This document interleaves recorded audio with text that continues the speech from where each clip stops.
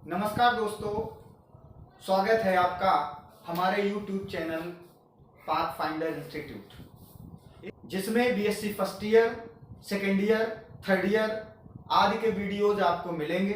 जो स्टूडेंट जिस ईयर का है वो स्टूडेंट इस चैनल को सब्सक्राइब करके अपना मटेरियल प्राप्त कर सकता है। तो आइए सबसे पहले हम लोग देखते हैं बीएससी सेकेंड ईयर का क्या सिलेबस है और बीएससी सेकेंड ईयर में कौन कौन सी मैथ्स में किताबें हैं। मैं बात करता हूं बीएससी सेकेंड ईयर की। तो बीएससी सेकेंड ईयर में बेटा 3 पेपर होते हैं, first paper, second paper, third paper. अब ये फर्स्ट पेपर क्या है, इसमें कौन कौन सी किताबें हैं। तो पेपर फर्स्ट, इसमें आपके पास मैट्रिक्स, मैट्रिसेस और जो सेकेंड बुक रहेगी वो लीनियर अलजेब्रा की रहेगी।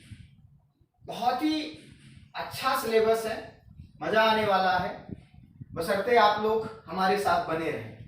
बीएससी सेकेंड ईयर में सेकेंड पेपर की बात करें तो सेकेंड पेपर में हमारे पास यहां पर भी 2 किताबें देखने को मिलती हैं।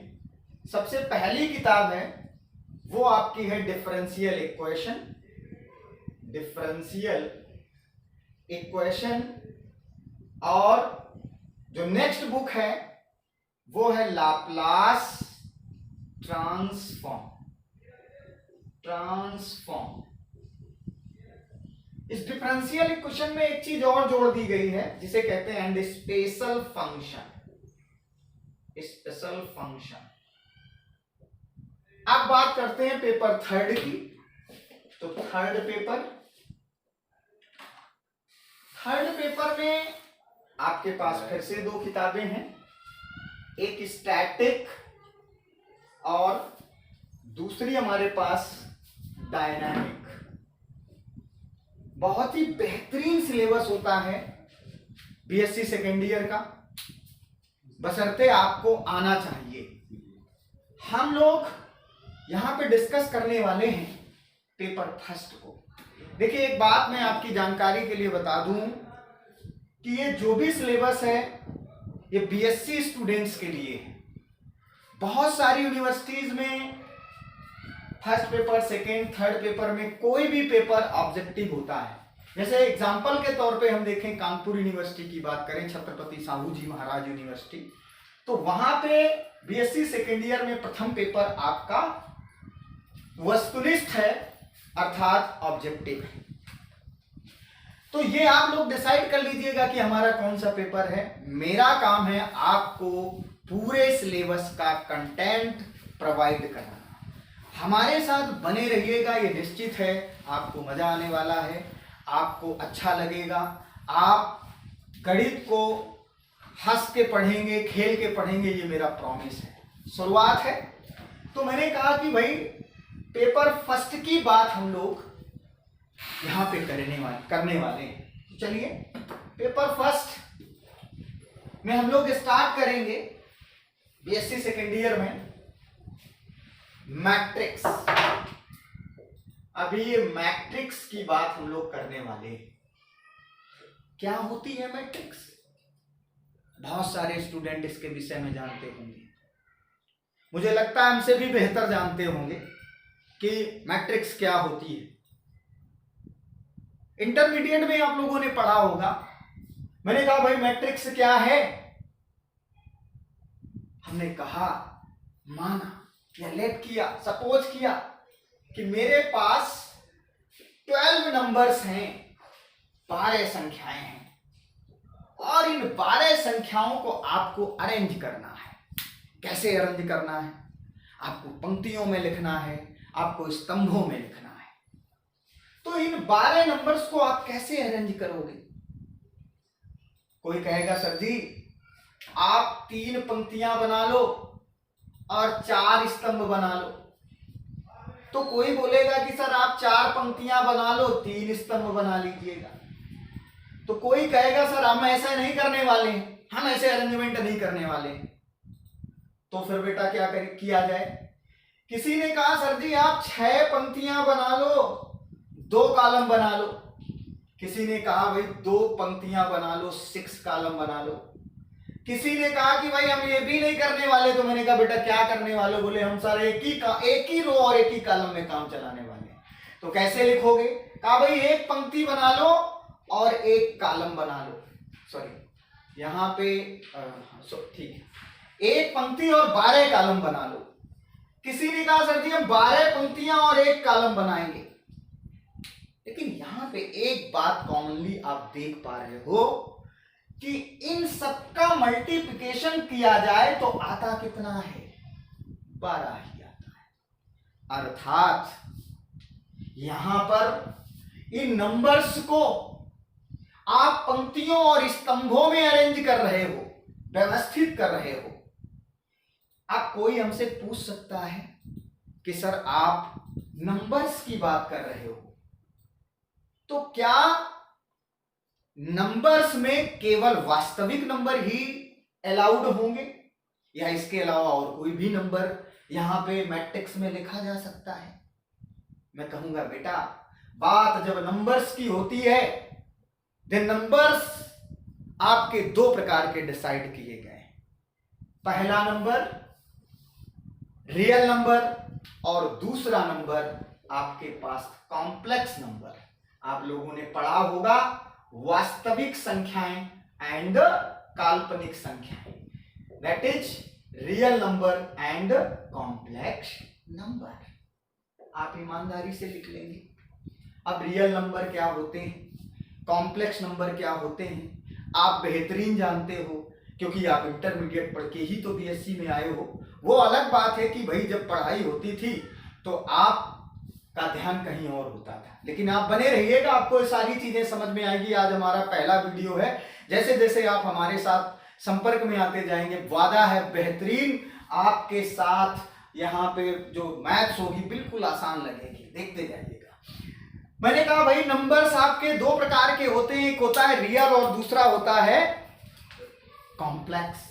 अब चाहे नंबर रियल हो और चाहे कॉम्प्लेक्स हो, हमें इससे मतलब नहीं है। लेकिन अगर हम अरेंजमेंट कर रहे हैं, किनमें कर रहे हैं? बोले रो और कॉलम में, तो आप कह सकते हो कि हम बना क्या रहे हैं? बोलो बेटा मैट्रिक्स बना रहे हैं। It means you can define. कैसे? आपने कहा सर जी मैट्रिक्स कुछ नहीं है, मैट्रिक्स एक व्यवस्था है। कैसी व्यवस्था? बोले संख्याओं को पंक्तियों और स्तंभों में लिखने की व्यवस्था। यानी संख्याओं को पंक्तियों और स्तंभों में लिखना ही आव्यूह कहलाता है। संख्याओं को पंक्तियों और स्तंभों में व्यवस्थित करना ही आव्यूह कहलाता है। अर्थात the arrangement of the numbers that is real or complex in rows and column is called matrix। Different तरीके से आप लोग डिसाइड कर सकते हो, डिफाइन कर सकते हो।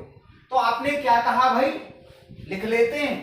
मैंने कहा the arrangement of the numbers, arrangement of the numbers in rows and columns is called matrix। दूसरे शब्दों में भी डिफाइन कर सकते हो इसे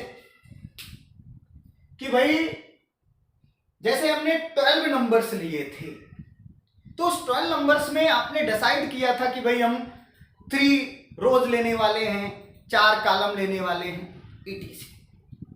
तो ऐसे करके अगर मैंने आपसे कहा कि मेरे पास mn नंबर्स हैं, अब ये mn नंबर्स क्या है? mn का मतलब m rows and n columns में नंबर है, तो टोटल नंबर कितने हो गए? mn। जैसे आप 6 क्रॉस 2, तो टोटल नंबर कितने थे? 12। वैसे ही अगर हमारे पास mn नंबर्स हैं, यानी m रोज हैं और n कॉलम्स हैं, तो नंबर्स कितने हो गए? amn। अर्थात mn नंबर्स को रोज और कॉलम्स में लिखना क्या कहलाता है? मैट्रिक्स कहलाता है। यानी कैसे डिसाइड करोगे? आप लिख सकते हो to write mn numbers in m rows and n columns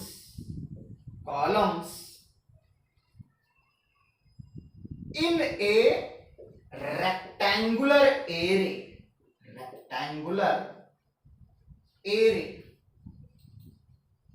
is called matrix. अर्थात mn संख्याओं को जो कि रियल या काल्पनिक कोई भी हो सकता है, उनको रेक्टेंगुलर एरे में m रोज और n कॉलम्स में लिखना ही क्या कहलाता है? मैट्रिक्स कहलाता है। या सीधी सीधी भाषा में आप डिफाइन कर सकते हो कि संख्याओं को पंक्तियों और स्तंभों में लिखना ही क्या कहलाता है? मैट्रिक्स कहलाता है। अभी मैंने आपसे कहा कि भाई ये तो डेफिनेशन मैट्रिक्स की हो गई। यहां पे आप देख पा रहे हो कि बेटा दो चीजें मैं बहुत ज्यादा इस्तेमाल कर रहा हूं जिनके बिना मैट्रिक्स अधूरी है, नहीं चल सकती। मैं आगे का जितना भी कंटेंट लेके आऊंगा उन्हीं पे डिपेंड होगा सारा का सारा कंटेंट। वो क्या है ये जानना। तो मैंने कहा यहां पे दो चीजें मैं बहुत इस्तेमाल कर रहा हूं। क्या बेटा? बोले रोज और कॉलम्स। तो सबसे पहली बात हम लोग समझ लें कि रोज क्या है। रोज का मतलब होता है जो क्षैतिज होती है, हॉरिजॉन्टल होती है। तो यहां पे लिख देंगे these are horizontal, these are horizontal and denoted by, आप लोगों ने पढ़ा था इंटर में, denoted by R1 R2 Rn। तो ये हमारे रो हैं। इसी प्रकार अगर हम लोग चाहें तो किसको डिफाइन कर सकते हैं? कॉलम्स को। अब बेटा ये तो हो गए हॉरिजॉन्टल। अब हमारे पास कॉलम की बात आएगी तो ये कैसे होंगे? आप बोलेंगे सर ये हो जाएंगे वर्टिकल। तो मैंने कहा भाई आप क्या करेंगे? लिख देंगे। कैसे लिख देंगे?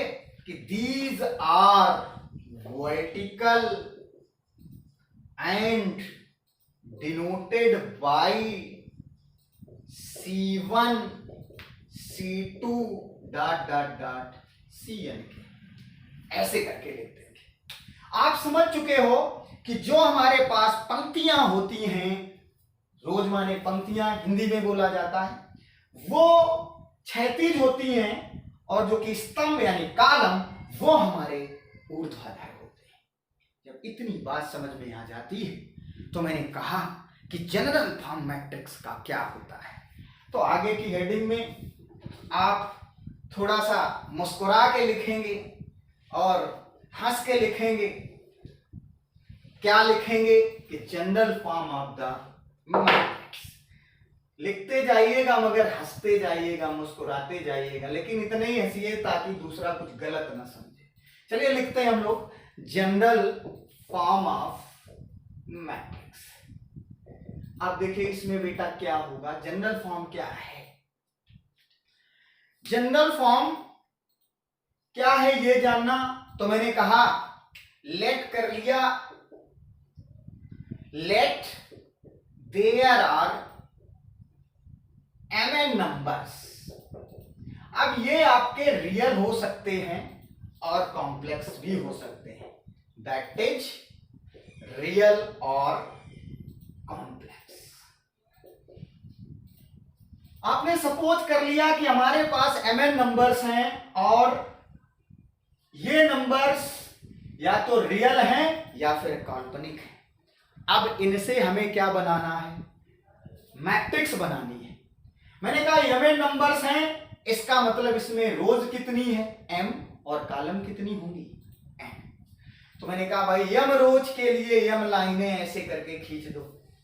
ये आपका m1 हो जाएगा, ये m2 हो जाएगा, ऐसे ही डॉट डॉट डॉट डॉट, यहां पर आपके पास जो ये m हो जाएगी।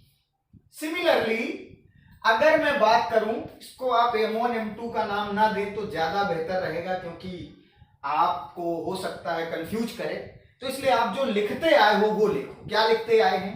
आपने कहा ये R1 है, ये R2 है, डॉट डॉट डॉट डॉट, ये हमारे पास RAM है, ये mवीं पंक्ति है, क्योंकि यहां पे AM आपने पंक्तियों में लिखा है। इसके बाद फिर आपने कहा कि कॉलम कितने हैं? n, तो मैंने कहा भाई एक कॉलम C1, ये हो गया C2, ये हो गया C3, dot dot dot dot dot, last में आपने लिख दिया C। ये आप व्यू वाला चिन्ह बना दिया, इसका नॉमिनेशन कर दिया A। अब देखना यह है कि ये जहां पे दो लाइनें आपस में इंटरसेक्ट करती हैं, ये क्या दिखाता है? आप कह सकते हो कि सर जी जहां पे दो लाइनें आपस में इंटरसेक्ट करेंगी, हमारा एक्चुअल एलिमेंट वहीं पर होगा। This is the position on which A element is lies, अर्थात ये वो अवस्था है, ये वो स्थिति है जहां पर कोई भी एलिमेंट क्या करता है? बोले वहां पर स्थित रहता है। तो इसकी पोजीशन अगर मैं कहूं तो क्या होगी? आप बोलेंगे सर जी चूंकि ये A है तो A का एलिमेंट मैं स्मॉल a करके लूं, और ये किस पोजीशन पे है? आप बोलेंगे सर ये पहली पंक्ति और ये पहला स्तंभ, तो इसका नाम या इस पोजीशन की नॉमिनेशन क्या हो गया? A11, पहली पंक्ति पहला स्तंभ। सिमिलरली यहां गए तो यहां पे क्या पंक्ति तो वही है बेटा, लेकिन कॉलम का होगा चेंज होगा। ठीक है, तो आप क्या लिख देंगे? A12। हंसते रहिए, मुस्कुराते रहिए, मजा आने वाला है, बस पढ़ते रहिएगा। मैंने कहा यहां पे क्या आने वाला है? बोले सर ये भी तो पहली पंक्ति है, लेकिन स्तंभ कौन सा है? तो मैंने कहा स्ट्रेस काहे का, लिख दो आंख बंद करके। ठीक है, क्या लिख दिया? A13। अब मैंने कहा भाइयों, मैंने ये CN जो कॉलम है इस पे आते हैं और पंक्ति हमारी वही रहती है पहली, तो बेटा यहां पे क्या आने वाला है? बोले A1 AM, पंक्ति वही है लेकिन कॉलम कौन सा है? N। सिमिलरली अब कहा कि भाई यहां पे आ जाएं, तो इसकी पोजीशन आप लोग डिसाइड करके बताओ। तो कुछ लोग तो खट्टा से लिख देंगे क्या कि सर जी ये दूसरी वाली पंक्ति है और पहला वाला स्तंभ है, तो क्या पोजीशन बन गई? A21। सिमिलरली इसकी क्या बन गई? A22, यहाँ पे A23। आप बोल रहे हैं सर जी आनंद आ रहा है, तो हमने कहा फिर गीत गाते जाओ, थोड़ा सा मुस्कुराते जाओ, मगर धीरे धीरे लिखते जाओ। यहाँ पे क्या आने वाला है? A2N। सिमिलरली अगर मैं लास्ट में जाऊं, कौन सी पंक्ति है? बोले पहली पंक्ति, सॉरी यमुई पंक्ति है, तो इस पोजीशन का नाम क्या होगा? आप बोले सर जी पंक्ति तो यमुई है लेकिन स्तंभ हमारा पहला है, तो इसका क्या होगा भाई? AM1। इसका क्या होगा? AM2। Similarly AM3। और यहां पे बोल देंगे, एक जयकारा लगा देंगे कि भाई यहां पे क्या आने वाला है? AM। नंबर कितने थे? MN नंबर्स, और वो सारे के सारे नंबर्स यहाँ पे अरेंज हो चुके हैं। कहा कि सर जी यही हमारी जो व्यवस्था आपने बनाई है, इतनी मेहनत करने के बाद पसीना आ गया यार। ठीक है, तो वो क्या बन गया? हमने कहा भैया रिजल्ट भी मिल गया। किसका? बोले मैट्रिक्स बन गई। और ये कौन सा फॉर्म कहलाएगा? General form of the matrix. अगर मैं इसको थोड़ा सा ऐसे करके लिख दूं, ये सब जो दिख रहा है ये सब हटा दें, लाइनें जो दिख रही हैं स्पष्ट रूप से लिखूं, तो देखिए कैसे बन रहा है। बोले सर ये A11, A12 dot dot dot A1N, ये आएगा A21, A22 dot dot dot A2N, यहाँ पे आए ये आया AM1, यहाँ पे आए ये AM2 dot dot dot AMN। मुझे विश्वास है कि आप आनंद कर रहे हैं, आपको आनंद आ रहा है अगर पढ़ रहे हैं। तो चलिए, मैंने आपसे कहा ये था हमारा general form of the matrix. Matrix के विषय में जब आप ये जान जाते हो कि ये जनरल फॉर्म है, तो नेक्स्ट हम लोग जाने कि भाई मैट्रिक्स का जो जनरल एलिमेंट है वो क्या है, ये क्या बात होती है। अब आप सोच रहे होंगे सर जी ने ये कौन सी बात बता दी। जनरल एलिमेंट पहले तो बता दिया कि भाई general form of the matrix क्या है। अब जब ये जान चुके तो अब ये कह रहे हैं कि जनरल एलिमेंट क्या है। तो देखिए आप हेडिंग डाल लोगे general element of the matrix. Clear. चलिए एक एक चीज पे ध्यान देने वाले हैं हम लोग, माइनर से माइनर पहलू पर हम लोग ध्यान रखेंगे, क्योंकि बहुत सारे स्टूडेंट आगे चल के आईआईटी जैम की तैयारी करते हैं। हमारे सारे वीडियोज आपको आईआईटी जैम के भी मिलेंगे। अभी शुरुआत है, अभी आप बहुत छोटे हैं, सेकेंड ईयर में पढ़ रहे हो, धीरे धीरे आगे आप देखोगे, मजा आएगा विद योगेश राजपूत, ये मेरा वादा है। तो चलिए भाई, general element of the matrix. बहुत सारे स्टूडेंट्स की वही डिमांड थी कि सर आप ऑनलाइन आइए, ऑनलाइन प्लेटफॉर्म पे वीडियोस डालिए। हमने कहा चलिए भाई ये भी करके देख लेते हैं क्या जाता है। आज कुल मिला के पढ़ाई होनी चाहिए, वो चाहे ऑनलाइन हो या ऑफलाइन हो। हमारे जमाने में तो भाई ऑनलाइन होता नहीं था, हमारे लाइन में तो ठेठ ऑफलाइन होता था। चलिए आइए, तो general element of the matrix क्या है। देखिए जब भी ये जनरल जुड़ता है, जनरल का मतलब व्यापक, व्यापक माने समाहित, अर्थात आव्यूह का वो अवयव जो समस्त अवयवों को परिभाषित करता है। मैंने क्या कहा, किसी आव्यूह का वह अवयव जो उस आव्यूह के समस्त अवयवों को परिभाषित करे, क्या कहलाएगा, general element of the matrix. General element of the matrix का मतलब है कि the element which defines every element of the matrix, अर्थात वह अवयव जो उस आव्यूह के समस्त अवयवों को परिभाषित करे, क्या कहलाता है, general element of the matrix. मैं यहां पे लिख रहा हूं, आप लोग लिख लो, the element which defines every element of that matrix, उस आव्यूह के प्रत्येक एलिमेंट को जो परिभाषित करता है, क्या कहलाता है, जनरल एलिमेंट। और आप लोग सब लोग जानते हैं इसे डिनोट कैसे करते हैं, डिनोटेड बाय AIJ। काहे से डिनोट करते हैं, AIJ। यही जनरल एलिमेंट है, यही समस्त अवयवों को फाइंड करेगा, चाहे कोई भी अवयव आपको दिया जाता है। ये बात जब समझ में आ जाती है तो नेक्स्ट इसी में आता है ऑर्डर और साइज ऑफ द मैट्रिक्स।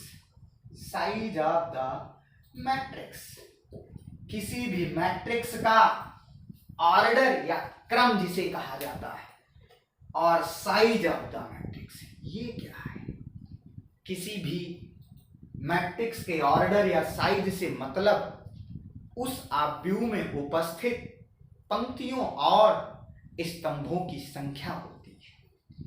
अर्थात उस आव्यूह में कितनी पंक्तियां हैं, कितने स्तंभ हैं, यही बताना क्या कहलाता है, order of the matrix. Means the number of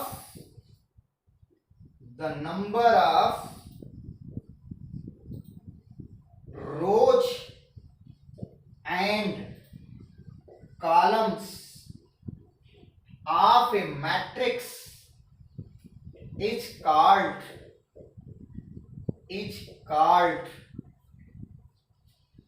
order or size of the matrix। size of the matrix अर्थात अगर इसे एक फार्मूले में हम लोग लिखें तो order is equals to rows cross columns. किसी भी मैट्रिक्स का ऑर्डर लिखते वक्त आप रो पहले लिख रहे हैं और कॉलम बाद में लिख रहे हैं। एक बात आपकी जानकारी के लिए मैं बता दूं, अगर ये कॉलम रोज के स्थान पे आ गया और रोज के स्थान पे कॉलम के स्थान पे रोज चला गया तो आपका जो ऑर्डर है वो गलत हो जाएगा। और ये जो क्वेश्चन होगा ये आपका गलत हो जाएगा। इसलिए याद रखें, रिमेंबर दैट, कि हमेशा आपका रोज पहले आता है और कॉलम बाद में आता है। सपोज करते हैं आप पेपर दे रहे हैं और पेपर ऑब्जेक्टिव है और उसने ऑर्डर पूछा है, आप कंफ्यूज हो जाते हो। तो ऐसे कंफ्यूजन को हम दूर कैसे करें कि भाई रोज पहले आएगा या कॉलम कैसे पहले आएगा, आप कंफ्यूज हैं, ऊपर से पेपर का दबाव है, आपको समझ में नहीं आ रहा है। तो एक बात मैं बता दूं कि जब भी आप कभी दुखी हो तो आप अपने आराध्य को याद कर लो, और आपके आराध्य कौन है? बोले राजा दशरथ के पुत्र रामचंद्र। और रामचंद्र का अगर हम लोग शॉर्टकट करें तो बेटा शॉर्टकट क्या आता है आप लोग जानते हो। रामचंद्र अगर लिखा है उसका शॉर्टकट क्या होगा? RC। अब तो आप समझ गए होंगे। जय जय श्री राम का नारा लगा लेंगे मन में, कहेंगे अरे वाह भाई, R फॉर रो और C फॉर कॉलम। आपके दुख दरिद्र दूर हो गए, आपने टिक कर दिया। नहीं भाई, पहले रो होता है और बाद में कॉलम होता है। तो this is the order of the matrix. तो देखिए आज के इस वीडियो में आपने क्या सीखा?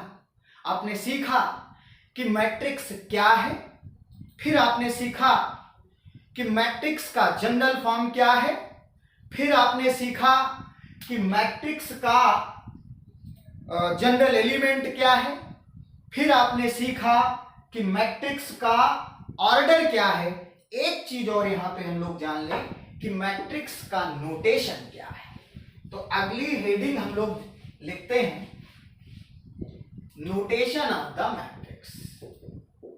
Notation of the matrix. Matrix का नोटेशन क्या है, हम लोग कैसे जान पाते हैं कि जो दिया गया प्रॉब्लम है या जो दी गई समस्या है वो मैट्रिक्स की है? तो एक बात ध्यान रखिएगा कि जितने भी एलिमेंट हैं मैट्रिक्स के वो कुछ नोटेशंस के अंतर्गत लिखे जाते हैं, और किसी भी मैट्रिक्स के डिफरेंट टाइप के नोटेशंस होते हैं, वो आप यहां पे देखेंगे। लिख लेंगे भैया there are various notations which are given below। वाह, लिख देंगे भाई which are given below, are given below। कौन कौन से नोटेशन हैं?